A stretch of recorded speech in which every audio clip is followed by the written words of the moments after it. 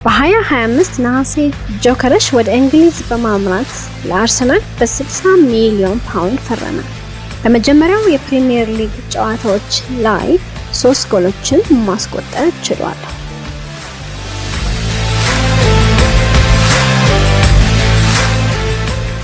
ቪክተር ጆከረሽ ካሳካቸው ክብሮችና ስኬቶች ውስጥ በክለብ ደረጃ በሁለት የውድድር ዘመን ከስፖርቲንግ ጋር የፕሪሚየር ሊግ ዋንጫን አሸንፏል። በ2024-25 ካፕ ኦፍ ፖርቹጋልን ዋንጫ ማሸነፍ ችሏል። በግል ሁለት የፕሪሚየር ሊግ ጎልደን ቡት ወይም ከፍተኛ ጎል አስቆጣሪነትን ማሸነፍ ሲችል ሁለት ጊዜ የፕሪሚየር ሊግ የዓመቱ ምርጥ ተጫዋችነትን አሸንፏል። ገርድ ሙለር ትሮፊ በ2025 ጆከረሽ በግል ካገኛቸው ክብሮች በጥቂቱ የሚጠቀሱ ናቸው። ከስቶክሆልም ትንሽ ልጅ ወደ ተፈሪ አጥቂነት፣ ተስፋ ያለመቁረጥና ድል የማድረግ ተምሳሌት፣ የስዊድኑ ኩራት ምልክት ቪክተር ጆከረሽ